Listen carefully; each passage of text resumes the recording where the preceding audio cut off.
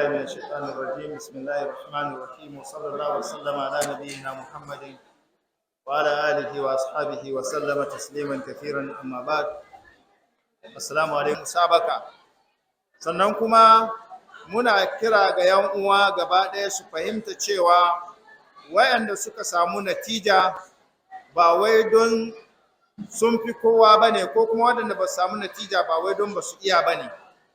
Zabi na Allah ne, Allah ke zaben wanda ya ga dama ya bashi abin da ya ga dama. Saboda haka ba za a zargi alkalai ba idan wani yana ganin shi ya ci ko makarantansa ne ya ci, akan samun irin waɗannan da dama. Bayan an wuce sai ka ji ana wani korafi a ce ai makarantarmu ne ya ci ko ɗalibanmu ne ta ci ko ɗalibinmu ne ya ci, saboda karatunsa a lokacin zumuɗin wannan karatun ya ruɗar da kai.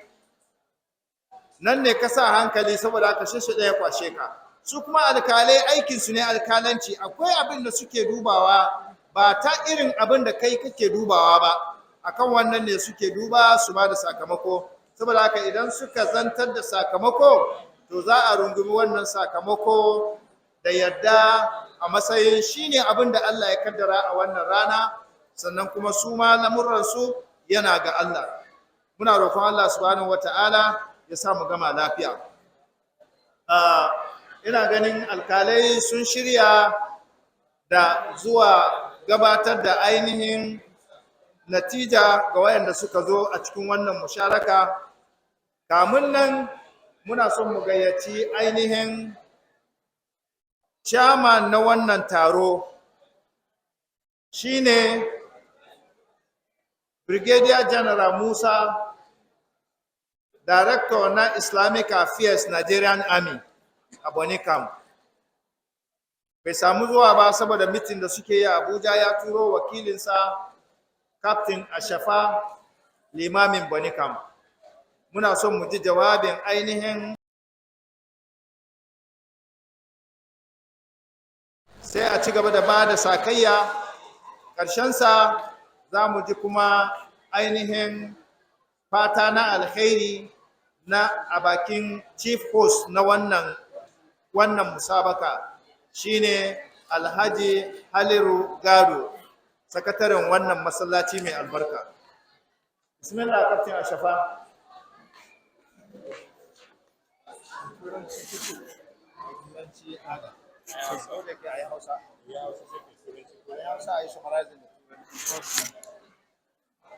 أعوذ بالله بسم الله والصلاة والسلام على رسول الله وبعد. السلام عليكم ورحمة الله وبركاته.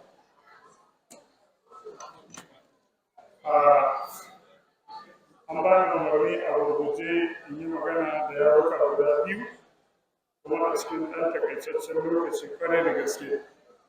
Ni ɗin nan da nake magana ba a matsayina nake magana ba, ina magana ne a matsayi na wato ainihin babban kwamanda na wato ainihin ɓangaren Islamic Affairs a Nigerian Army, shine Brigadier General Uthman Musa.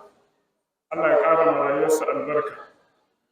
Ba dan ya so a ce ya yi absentin kanshi a wannan taron ba, taro ne na Chief of Army Staff a Abuja, ya yi dalilin ba zai samu zuwa wannan taron ba, kuma ya turo ni tare da farko in ba da haƙuri da kyakkyawan uzuri.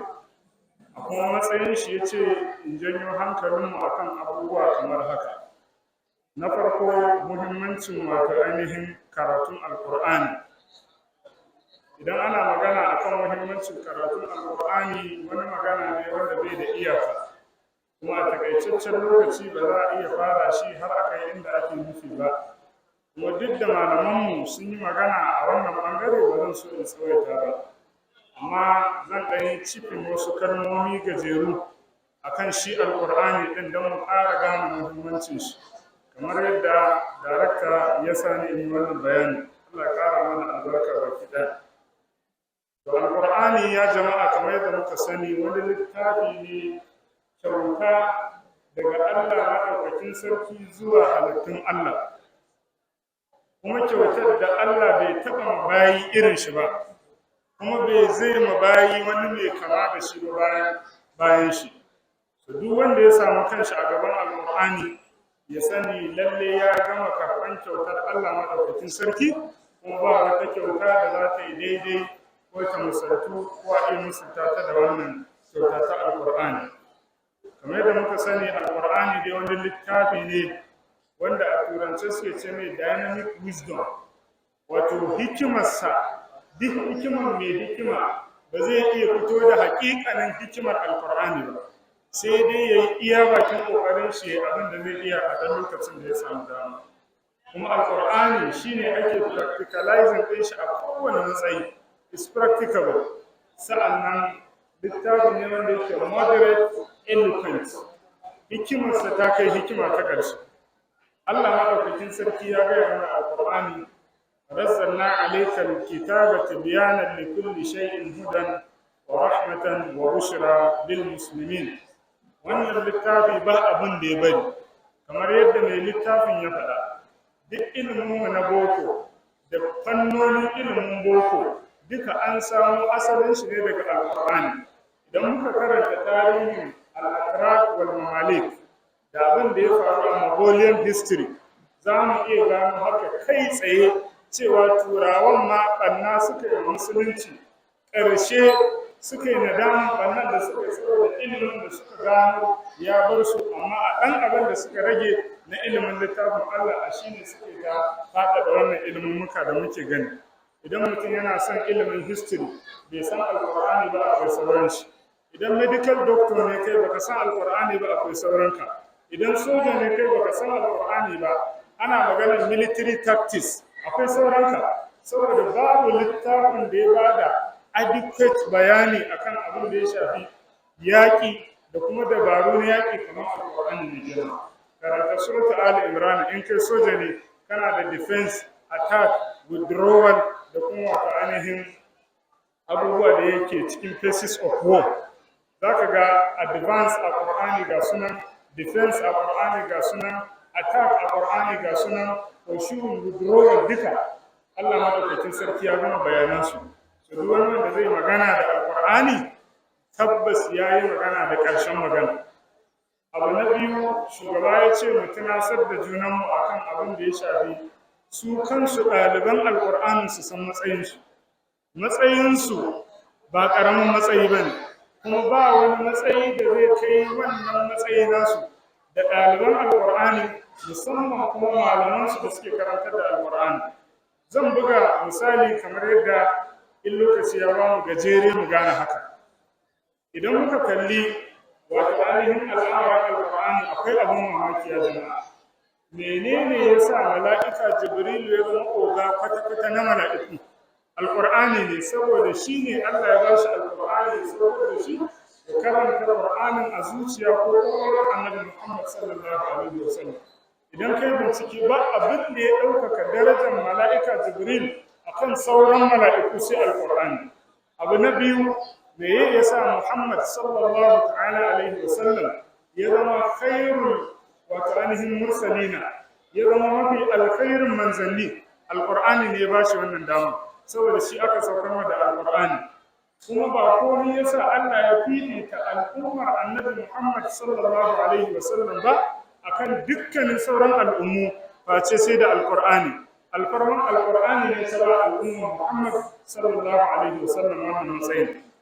Idan ka kalli wata mafi alkhairi mafi girma shine watan Ramadan, ba komai yasa watan Ramadan ya kera sauran watanni ba face sai Al-Qur'ani.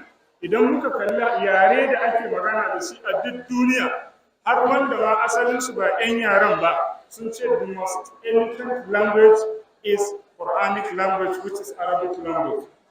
Yare mafi fasaha, mafi hikima, wanda ya cika eloquency nasa duk duniya ba ta shakka, da wanda suka yarda da Al-Qur'ani da ma wanda ba su yarda ba sun yarda babu yare kamar Larabci. Misali, malaman language suna cewa ba wani yare da zai iya tsayawa da kafan shi idan bai ara a Larabci ba. Duk wani yare da kake ji da gani sai da ya are yaren Larabci ya iya tsayawa da kafan shi, amma yaren Larabci ne kadai ya iya tsayawa da kafan shi, bai kuma ara a wurin kowane yare ba kuma ko da ma akwai aran ba su wuce abin da ake cewa dalila a cikin lugha arabiyya ba, kaɗan ne ba su wuce yatsun hannuna, adadin yatsun hannuna guda 5 ba, irin su zanjabil, salsabil da sauransu. Malamai ma suna cewa guda 3 ne kawai.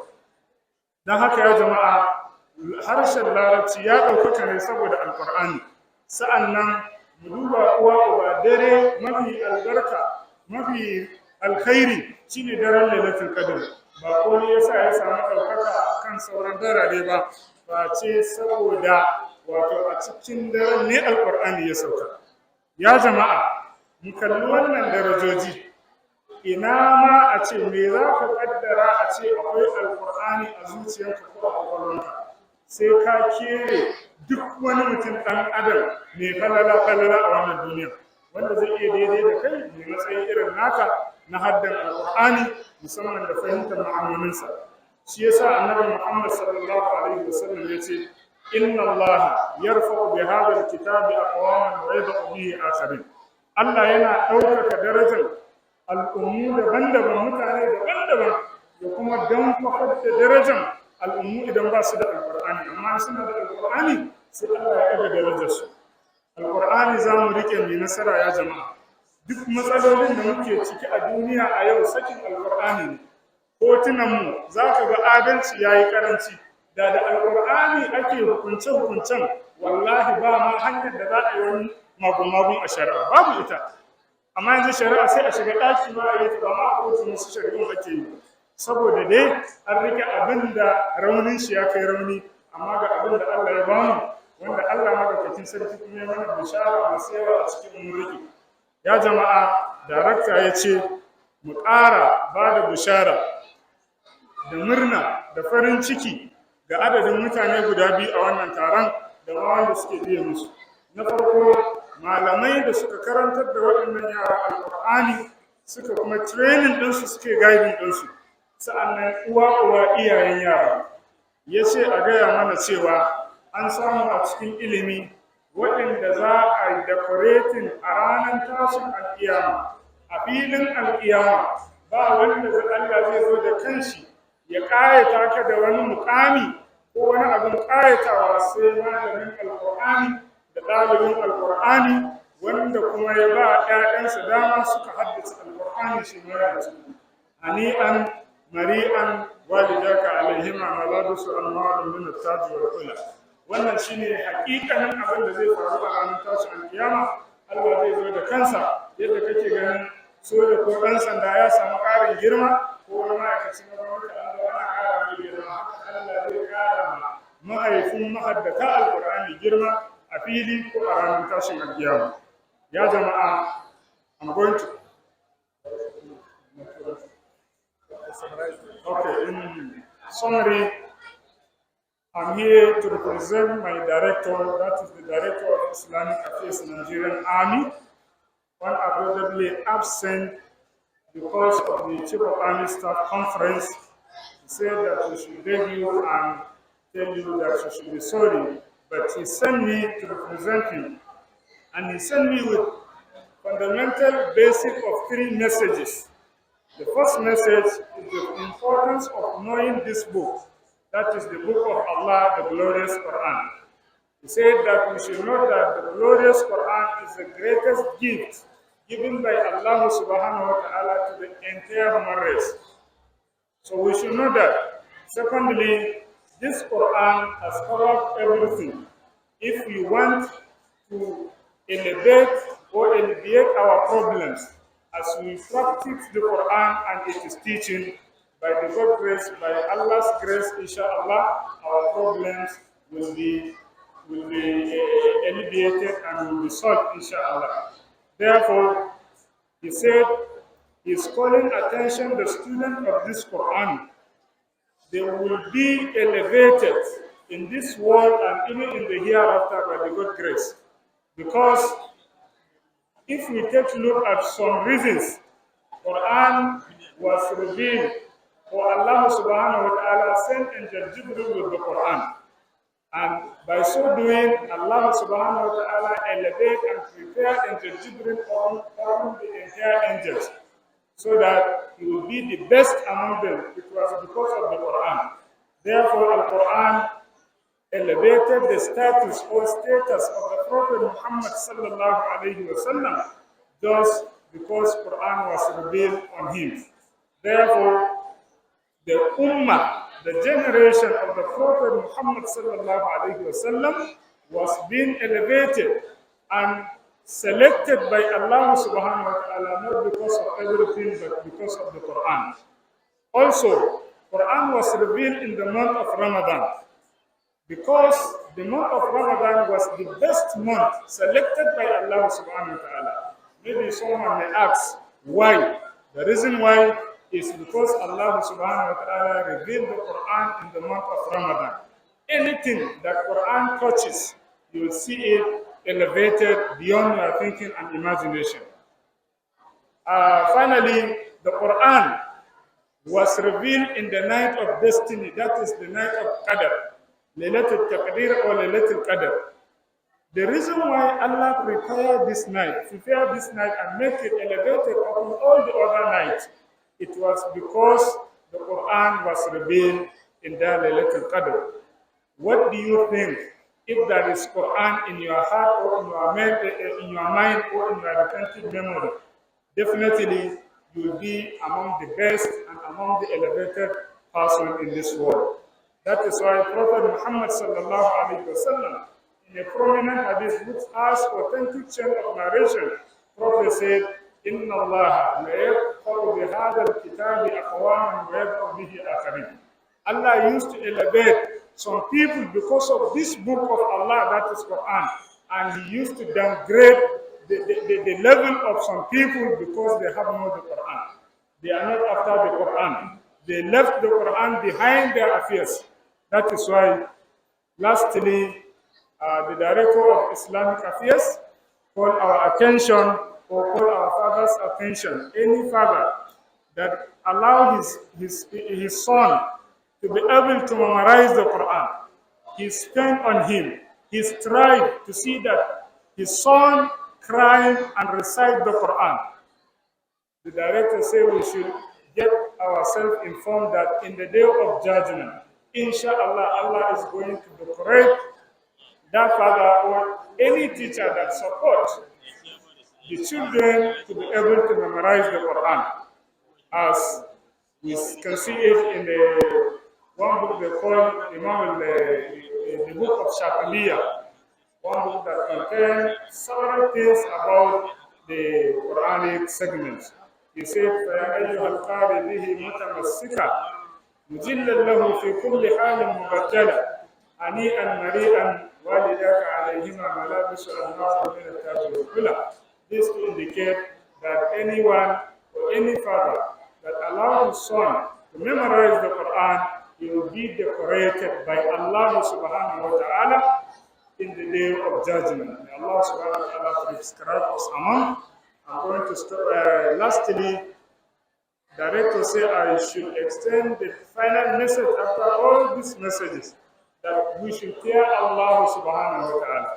Especially we that we are reciting the Quran, we are learning the Quran, we are memorizing the Quran. Because anyone that fails to have good intention in this work, his work will be vitiated by Allah subhanahu wa ta'ala. Because the first people that will be thrown in Jahannam on the day of judgment are those people, reciters of the Quran, but they do it because of bragging, for them to proud of. There is not any proud that I learn the Quran, I memorize the Quran. Just be humble, be very diligent, be very intelligent, calm yourself, implement the Quranic teachings in your affairs. Allah subhanahu wa ta'ala will elevate our status beyond our thinking or imagination. I would like to stop here. May Allah subhanahu wa ta'ala reward every one of us and grant us al-Jannah to Firdaus and make us among the comparable people or selected people that will be implementing Quran in their affairs or in their anything. Assalamu alaikum wa rahmatullahi wa barakatuh.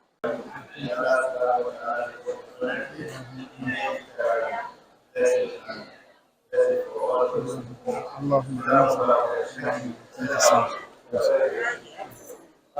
da yanzu